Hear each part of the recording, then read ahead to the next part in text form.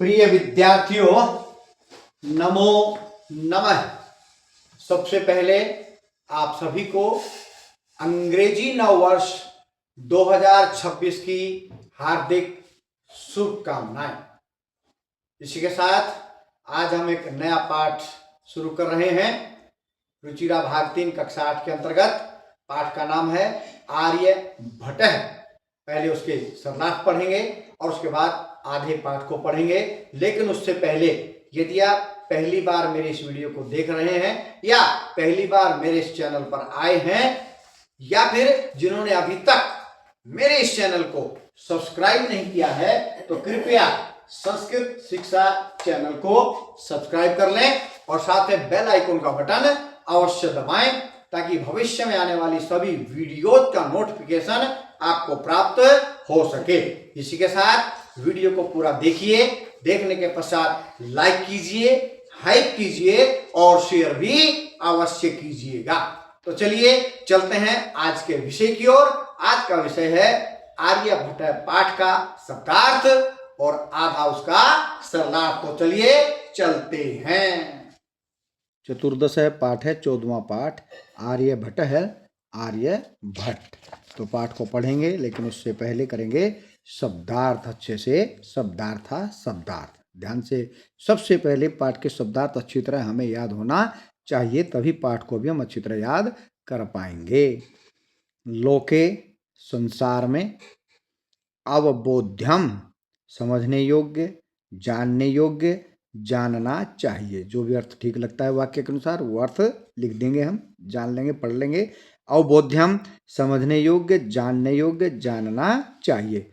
अचल है स्थिर या गतिहीन। चल मैंने होता है चलने वाला, अचल स्थिर, स्थिर गतिहीन। चला अस्थिर या गतिशील, चलायमान। स्वकीय अपने, अक्षय धुरी पर, अक्ष पर भी बोल देते हैं। घूर्णति घूमती है। सुस्थापित भली भांति स्थापित। प्राथम्येन सर्वप्रथम। ज्योतिर्विद ज्योतिषी। रूढ़ि प्रचलित प्रथा या रिवाज। प्रत्यादिष्टा खंडन किया। प्रत्यादिष्टा, प्रति प्लस आदिष्टा, प्रत्यादिष्टा खंडन किया। ख्रीस्ताब्दे ईस्वी में, ख्रीस्ताब्दे ईस्वी में। षट सप्तति 6 और 70 76। षट सप्तति 76।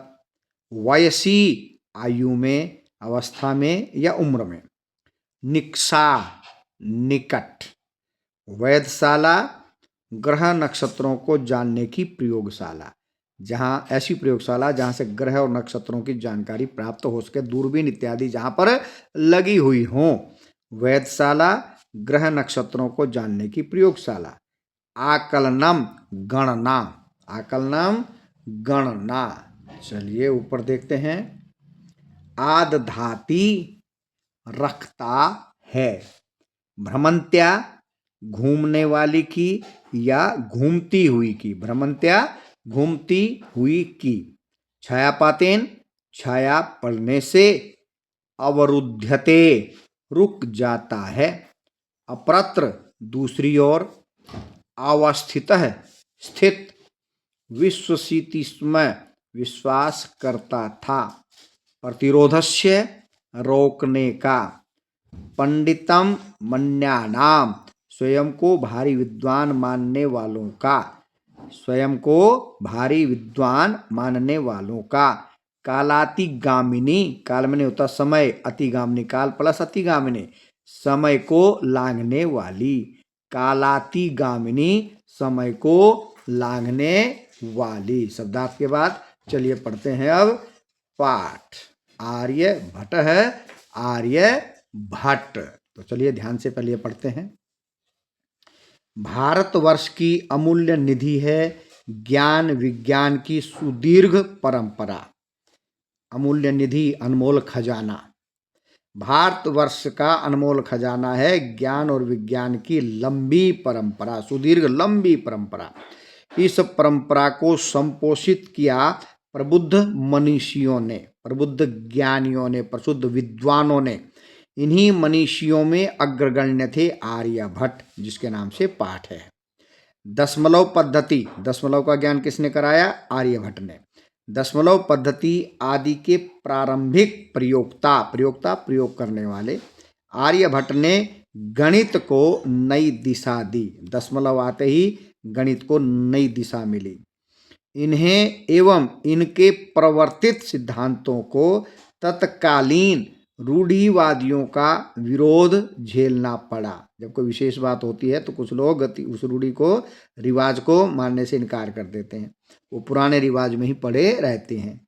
वस्तुतः वास्तव में गणित को विज्ञान बनाने वाले तथा गणितीय गणना पद्धति के द्वारा आकाशीय पिंडों की गति का प्रवर्तन करने वाले ये प्रथम आचार्य थे, जिन्होंने आकाश के ग्रह नक्षत्रों की जानकारी लोगों को करवाई और बताया कि भाई पृथ्वी चल रही है और सूर्य स्थिर है। उसको हम पाठ में पढ़ेंगे। आचार्य आर्यभट्ट के इसी वैदुष्य का उद्घाटन, इसी विद्वता का उद्घाटन प्रस्तुत पाठ में है। यानी कि आर्यभट्ट कितने विद्वान थे उसके विषय में ही पाठ में बताया गया है। चलिए पढ़ते हैं पाठ। पूर्व दिशायाम उदेति सूर्य है, पश्चिम दिशायाम च अस्तम गच्छति इति दृश्यते ही लोके, ही निश्चय ही लोके संसार में, इति दृश्यते यह दिखाई देता है कि सूर्य पूर्व दिशायाम उदेति, पूर्व दिशा में उदय होता है, च और पश्चिम दिशायाम, पश्चिम दिशा में, अस्तम गच्छति छिप जाता है, अस्त हो जाता है। निश्चय ही संसार में यह दिखाई देता है कि सूर्य पूर्व दिशा में उदय होता है और पश्चिम दिशा में अस्त हो जाता है, छिप जाता है। परंतु अनेन इससे न अवबोध्यम अस्ति, यह जानकारी नहीं मिलती है, यत् कि सूर्यो गतिशील है, कि सूर्य गतिशील है, सूर्य चल रहा है। भाई सूर्य पूर्व में उदय हो रहा है, पश्चिम में छिप रहा है, तो इससे यह जानकारी नहीं मिलती है कि सूर्य गतिशील है, चल रहा है। सूर्य है अचल है, सूर्य प्लस अचल है, सूर्य है अचल है, सूर्य स्थिर है, च और पृथ्वी चलायमान है, गतिशील है, या जो स्वकीय अक्षे, अपने अक्ष पर, अपनी धुरी पर घूर्णति घूमती है, इति ऐसा इति सिद्धांत है, यह सिद्धांत सांप्रतम अब सुस्थापित है, अच्छी तरह से स्थापित हो गया है। अर्थात अब सबको समझ में आ गया है कि पृथ्वी चलायमान है और सूर्य स्थिर है। फिर देखिए एक बार, सूर्यो अचल है, सूर्य स्थिर है, पृथ्वी च चला और पृथ्वी गतिशील है, या जो स्वकीय अक्षे अपने धुरी पर घूर्णति घूमती है, इति सिद्धांत है, यह सिद्धांत सांप्रतम अब सुस्थापित है, अच्छी तरह से स्थापित हो गया है। सिद्धांतो अयम, यह सिद्धांत प्राथम्येन सबसे पहले, येन परिवर्तित है, जिसने बताया। यह सिद्धांत सबसे पहले जिसने बताया, जिसने समझाया, से वे महान गणितज्ञ च और ज्योतिर्विच ज्योतिषी आर्यभट्ट आसीत, आर्यभट्ट थे। इस सिद्धांत को जिसने सबसे पहले बताया वे महान गणितज्ञ और ज्योतिषी आर्यभट्ट थे। पृथ्वी स्थिरा, पृथ्वी स्थिर है, वर्तते है, पृथ्वी स्थिरा वर्तते, पृथ्वी स्थिर है, इति इस परंपरा से पृथ्वी स्थिर है, क्योंकि हम मानते हैं पृथ्वी पर रहते हैं, हम सोचते हैं पृथ्वी स्थिर है, लेकिन पृथ्वी स्थिर नहीं है। सबसे पहले किसने सिद्ध किया? आर्यभट्ट ने।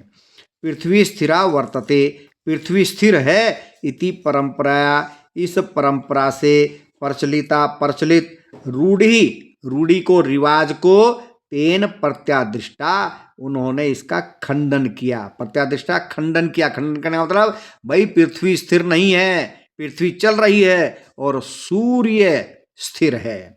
लेकिन हमको क्या दिखाई देता है कि पृथ्वी स्थिर है और सूर्य चल रहा है, उल्टा दिखाई देता है। उसका उदाहरण दिया, आगे देखिए ध्यान से। पृथ्वी स्थिर है, इस परंपरा से प्रचलित रिवाज का उन्होंने खंडन किया। तेन उदाहरितम, उन्होंने उदाहरण दिया, यत मैंने कि गतिशीलायाम, चलती हुई, नौकायाम, नौका में, उपविष्ट, बैठा हुआ, मानव मनुष्य, नौकाम, नाव को, स्थिराम अनुभवती, स्थिर अनुभव करता है, च और अन्यान पदार्थान, दूसरे पदार्थों को, गतिशीलान, गतिशील, चलायमान, चलता हुआ, अवगच्छति, समझता है।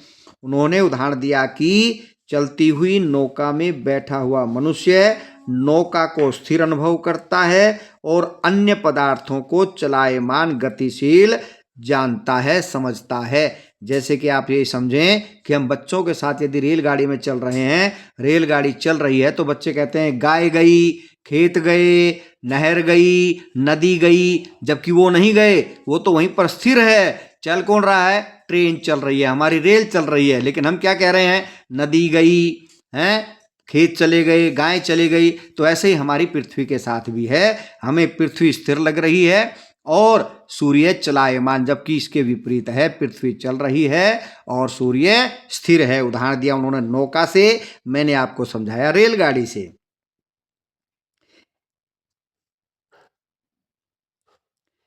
पृथ्वी स्थिर है, इस परंपरा से प्रचलित रिवाज का उन्होंने खंडन किया। उन्होंने उदाहरण दिया कि चलायमान नौका में बैठा हुआ मनुष्य नौका को स्थिर अनुभव करता है और अन्य पदार्थों को गतिशील समझता है। एवं उसी प्रकार गतिशीलायाम, गतिशील, चलायमान, चलती हुई, पृथिव्याम, पृथ्वी पर अवस्थित रहने वाला मानव मनुष्य पृथ्वी को स्थिराम अनुभवती, स्थिर अनुभव करता है, च और सूर्य आदि ग्रहान, सूर्य आदि ग्रहों को गतिशीलान वेत्ती, गतिशील समझता है, चलने वाला समझता है, जबकि ऐसा नहीं है। इसी प्रकार गतिशील पृथ्वी में रहने वाला मनुष्य पृथ्वी को स्थिर अनुभव करता है और सूर्य आदि ग्रहों को चलायमान समझता है। 476वें ख्रीस्ताब्दे, 476 ईस्वी में, ये इसी की संस्कृत है, 60 वर्षे, 476 की संस्कृत है ये, ठीक है, हमने ऐसे पढ़ लिया। 476वें ख्रीस्ताब्दे, 476 ईस्वी में आर्यभट्ट है, आर्यभट्ट जन्म लब्धवान, जन्म लिया, आर्यभट्ट ने जन्म लिया, अर्थात आर्यभट्ट का जन्म कब हुआ? 476 ईस्वी में। लब्धवान, जन्म लिया, इति, ऐसा, तेनैव, उन्होंने ही, विरचिते, लिखे हुए, आर्यभटीयम, इसको ऐसा कैसा लिखना है? आर्यभटीयम, आर्यभटीयम इत्यस्मिन् ग्रंथे, इस ग्रंथ में, उल्लिखितम, लिखा है। 476वीं ईस्वी में आर्यभट्ट ने जन्म लिया, ऐसा उन्होंने ही लिखे हुए आर्यभटीयम इस ग्रंथ में लिखा है। ग्रंथोयम, यह ग्रंथ, तेन, उन्होंने, त्रयोविंशतितमे, 23वें, त्रयोविंशतितमे, तमे का अर्थ होता वे, यह ग्रंथ उन्होंने 23वें वयसी आयु में, जब वो 23 आयु के थे, आयु में विरचित है, लिखा था। यह ग्रंथ उन्होंने 23वें वर्ष में लिखा था, अर्थात 23 वर्ष की आयु में लिखा था। ऐतिहासिक स्रोतों से ज्ञायते, जाना जाता है, यत, मैंने कि, पाटलिपुत्रम, पाटलिपुत्र के निकट, पाटलिपुत्र को आजकल कहते हैं पटना, पटना का पहले नाम था पाटलिपुत्र। ऐतिहासिक स्रोतों से ज्ञात होता है कि पाटलिपुत्र के निकट, निकट, आर्यभट्ट से, आर्यभट्ट की वेधशाला, ग्रह नक्षत्रों को जानने की प्रयोगशाला आसीत थी। ऐतिहासिक स्रोतों से जाना जाता है कि पाटलिपुत्र के निकट आर्यभट्ट की ग्रह नक्षत्रों को जानने की प्रयोगशाला थी। अनेन, इससे, इदम अनुमीयते, यह अनुमान लगाया जाता है कि, यत, मैंने कि, तस्य कर्मभूमि, उनकी कर्मभूमि, कर्मभूमि किसको कहते हैं? जहां पर व्यक्ति काम करता है वही उसकी क्या होती है? कर्म भूमि।